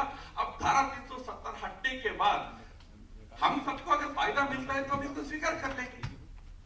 ये व्यापक मानसिकता है। मैं इसलिए कह रहा हूं क्योंकि लोग ये कहते हैं कि नहीं वहां तो आपने बहुत आदमी लगा दिया इसलिए लोग चुप है। मैं तो अरुण जी वहां कई वर्ष प्रचारक रहे। जम्मू कश्मीर में आर्मी रहना सामान्य बात है। जब भी झगड़ा होता है तो हम पूरा लगा देते हैं आर्मी को सड़क में, तो ये कोई नई बात नहीं। फिर भी बुरहान वानी के मारने के बाद तो रोज 300-400 स्थानों पर आंदोलन होता था सड़कों पर, आर्मी होने के बाद भी। इस बार क्यों नहीं हो रहा है? क्योंकि लोग आंदोलन करने के लिए तैयार नहीं है। उल्टा मुझे अनुभव है, मुझे स्वयं अनुभव था कि जब ये हम 200-300 लोग जो नेता लोग थे जिनको जब कुछ समय के लिए जेल में रखा था, प्रिवेंटिव डिटेंशन में रखा था, तो हमको लगता था कि उनके समर्थक लोग सड़क पे आएंगे। कोई सड़क पे नहीं आया। उल्टा जब हम जाते थे तो प्राइवेटली कहते थे कि हम अच्छा किए, इनको आप 2-4 साल तक छोड़ो मत, अंदर ही रखो। लोगों में वो गुस्सा होता था लीडर्स के ऊपर। तो जम्मू कश्मीर की जनता आज इस बड़े परिवर्तन को एक अवसर देने के मूड में है। हाँ, अब इसमें 2 जिम्मेदारी मैं मेंशन करता हूं। एक जिम्मेदारी सरकार की है कि इस जो परिवर्तन से वहां की आम जनता को फायदा हो रहा है, ये हमको दिखाना पड़ेगा। इसके लिए सरकार प्रयत्नशील है, बहुत अच्छा काम कर रहा है। और दूसरा, हम सभी के संदर्भ में एक बात मैं जरूर कहना चाहूंगा। मेरे एक लेख का शीर्षक भी वो है। जब हम संघ में या विधान परिषद में नारा देते थे जम्मू कश्मीर हमारा है, वो कश्मीर हमारा है जो सारा का सारा है, ऐसा नारा देते थे। इसका अर्थ क्या है? क्या हम उस भूमि की बात कर रहे हैं? जब हम कश्मीर हमारा है कह रहे हैं तो इसका अर्थ ये होना चाहिए कश्मीर के 120 करोड़ कश्मीरी भी हमारा है। आज वो भावना वहां के आम कश्मीरी को, जम्मू में रहने वाला जम्मूइट को, कश्मीर में रहने वाला कश्मीरी को लगना चाहिए कि पूरा देश आज मुझे आलिंगन करना है, मुझे एम्ब्रेस कर रहा है। तो इसलिए मेरा आपसे निवेदन होगा, वो हमारी जिम्मेदारी है। सरकार अपना काम कर ही रहा है, पर जनता के नाते आप नेक्स्ट वेकेशन प्लान करेंगे तो जरूर श्रीनगर पे करिए। नेक्स्ट पिलग्रिमेज प्लान कर रहे हैं तो जरूर अमरनाथ यात्रा करिए, वैष्णो देवी पे जाइए। मैं मजाक से कहता हूं आपको नहीं होते हुए भी कि नेक्स्ट आपको हनीमून करना है तो जरूर गुलमर्ग जाइए। अब किसी ने कहा कि आप नेक्स्ट हनीमून कैसे कह रहे हो, एक ही हनीमून होता है। तो मुझे किसी ने कहा कि नहीं आजकल तो 4-5 होते हैं। तो 4-5 दिन एक ही परिवार होता है, 4-5 अलग-अलग। तो मैं कह रहा हूं कि इस प्रकार बाकी देश आज कश्मीर को अपने उन्हें साथ जोड़ना पड़ेगा, तब जाकर ये जो प्रक्रिया शुरू हुई ना, जो एक मेंटल बैरियर पीछे ने खड़ा किया, वो हम खत्म कर पाएंगे। इस दिशा में हमको आगे बढ़ना पड़ेगा।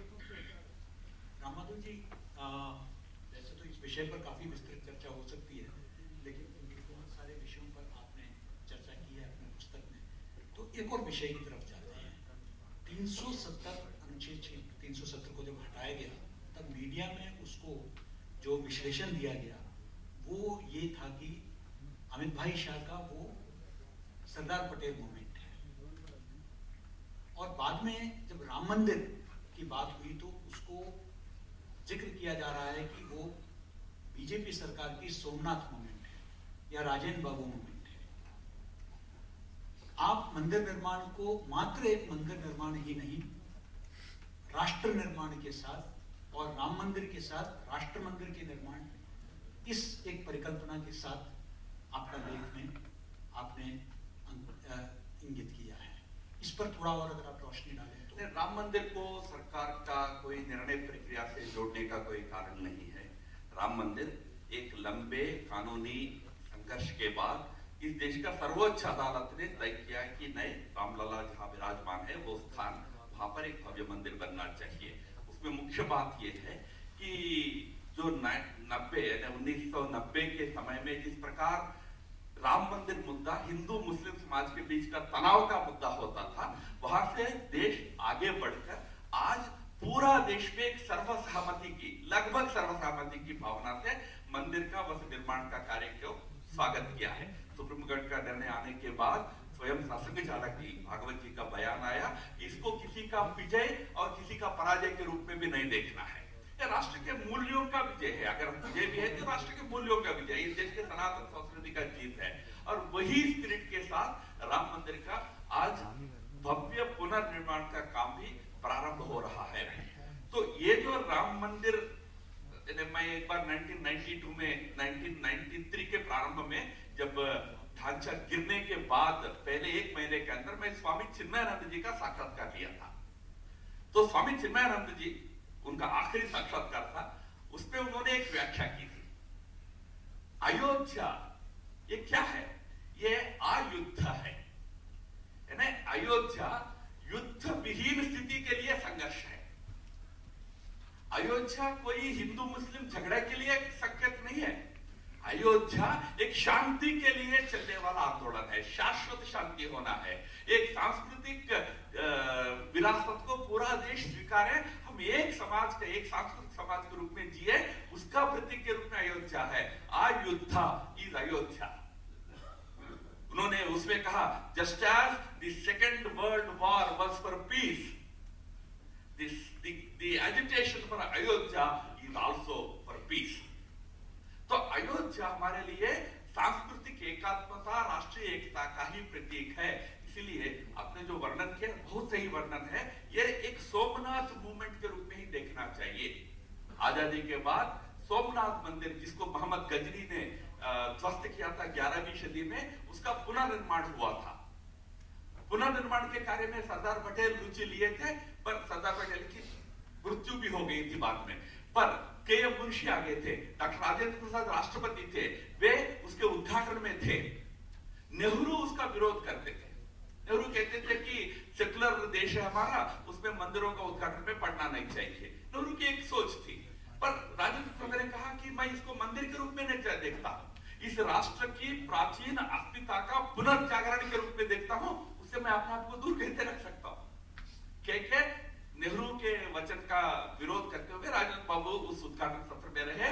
और उस समय महात्मा गांधी जी ने सरदार पटेल को एक सलाह दी थी। सरदार पटेल को उन्होंने कहा, तुम बहुत अच्छा काम कर रहे हो, सोमनाथ को पुनर्जीवित होना ही चाहिए। जो विदेशी आक्रामकताओं का जो अपमान है उसको मिटाना ही चाहिए। पर जब ये सोमनाथ उठेगा, करोड़ों देशवासियों के भागीदारी से उसको उठना चाहिए, सरकारी पैसे से नहीं उठना चाहिए। तो वह दृष्टि से राम मंदिर आज के दिन में भी वही सोमनाथ मूवमेंट है। आज तो चलो नेहरू नहीं है आज दिल्ली में, आज मोदी जी है।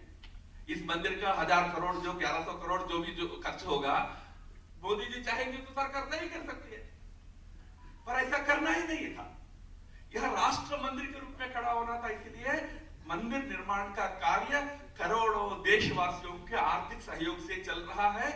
वो सहयोग का राशि इकट्ठा करने का काम इस समय देश भर से हो रहा है, और उसमें बिना कोई अपने तरफ से नाम वाम की अपेक्षा न रखते हुए करना है। वो रामायण में आता है, वो स्क्विरल होता है, हिंदी में क्या बोलते हैं, गिलहरी का योगदान। कभी कभी हम गलती से गिलहरी का हम छोटा 10 रुपया देंगे सर, थोड़ा हमारा गिलहरी जैसा है। भाई गिलहरी के लिए उन्होंने जो किया वो अपने शक्ति से ऊपर था, वो गिलहरी का योगदान है। गिलहरी का योगदान सबसे कम देना नहीं है, सबसे अधिक देना गिलहरी का योगदान है। तो हम सबको गिलहरी का योगदान देते हुए इस राम मंदिर के भव्य निर्माण में हमको भाग लेना चाहिए, क्योंकि राम मंदिर आखिर इस राष्ट्रीय एकात्मता, एकता का प्रतीक के रूप में खड़ा होना है। वहां कोई हिंदुओं के जीत का चिन्ह के रूप में, ऐसा उस रूप में खड़ा नहीं होना है। इस राष्ट्रीय अस्मिता जो हिंदू है, उस एकात्मता के प्रतीक के रूप में वो खड़ा होना है। मुझे सौभाग्य प्राप्त हुआ दामोदर जी, अटल जी को भी कवर करने का और प्रधानमंत्री मोदी। मुझे एक कंटिन्यूटी लगा है उनके उस पूरे राजनीतिक यात्रा में, और आगे हम देखते हैं कि जहां हमने न्यूक्लियर एक्सप्लोजन्स किए, उसी को आगे लेते हुए हम आगे चलकर देखते हैं कि चाहे वो सर्जिकल स्ट्राइक्स हो या बालाकोट हो या हम तो, लेकिन एक नैरेटिव ऐसा क्रिएट किया गया है, क्योंकि आपने विस्तृत रूप से अटल जी और मोदी जी दोनों की चर्चा की है कि Atal ji was different and Modi ji is different. आपने दोनों के साथ काम किया है, आपका परिप्रेक्ष्य हम जानना चाहेंगे। चलिए इसको आखिरी प्रश्न रखेंगे। तो देखिए, जब अटल जी प्रधानमंत्री थे, अटल जी का 2003 का जो नो कॉन्फिडेंस मोशन का भाषण सुनना चाहिए, उसको वो कहते हैं, अटल जी को भी कहते थे कि Atal ji is a right man in a wrong party, ऐसा कहा जाता था। अटल जी अच्छे हैं और पार्टी खराब है। तो लोग नेताओं का विश्लेषण अलग अलग करने का कोशिश करते हैं। अटल जी मजाक से कहते थे कि अगर मेरा पार्टी खराब है तो मैं अच्छा कैसे हो सकता हूं, अगर वृक्ष खराब है तो फल अच्छा कैसे हो सकता है। तो इसलिए ये तर्क कोई मतलब का नहीं है। हम जितने अटल जी से लेकर बाकी तमाम नेता और आज मोदी जी तक का जो हमारे नेतृत्व का जो श्रृंखला रहा है, उसमें कुछ बहुत महत्वपूर्ण कॉमनैलिटीज है।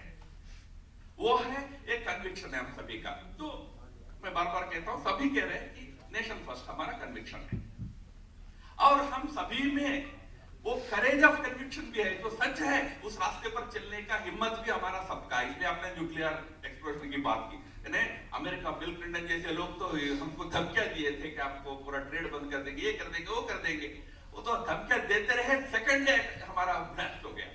फर्स्ट तो किया तो कूद रहे थे वहां, अरे ऐसा किया वैसा किया, आपको ऐसा तंग करेंगे वैसा करेंगे। वो बोल रहे थे, इतने में दूसरा भी हमने 2 दिन बाद और एक बार कर दिया। ये कहता है कि करेज ऑफ कन्विक्शन। तो वो करेज ऑफ कन्विक्शन का भी लीडरशिप हमारा रहा है। हाँ, अटल जी जब प्रधानमंत्री थे उस समय की परिस्थिति अलग थी, आज परिस्थिति अलग है। अटल जी को तो 23 पार्टियों का मिली-जुली सरकार को चलाना था। उस समय कुछ अलग कड़ा की जरूरत थी, और उस समय अकेले बीजेपी के पास मेजॉरिटी नहीं था। उस समय की कड़ा में सबको साथ लेकर चलना अनिवार्य था। उसके लिए एक विशेष कड़ा थी, वो कड़ा को अच्छी तरह अटल जी ने प्रस्तुत किया। इसलिए 5 साल पूरा समय अपना बिना विवाद का अपना उन्होंने सरकार पूरा किया। कुल 6 साल उनका राज्य रहा है। इस समय हम गठबंधन में है, पर हमारा अपना मेजॉरिटी है।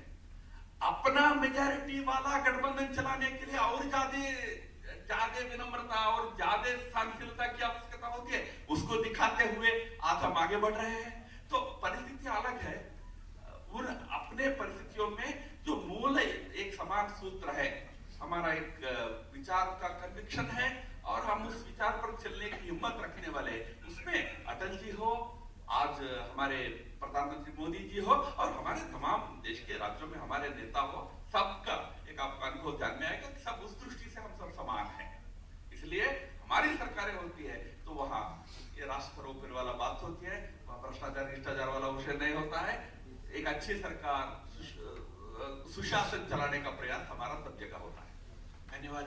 सवालों की तो वैसे लंबी फहरिस्त है, लेकिन मुझे पूरा उम्मीद है कि आप अवसर देंगे। अगला पुस्तक लेकर आप जब भोपाल आएंगे तो हमें जरूर आपसे और प्रश्न पूछने का अवसर मिलेगा। बहुत बहुत धन्यवाद।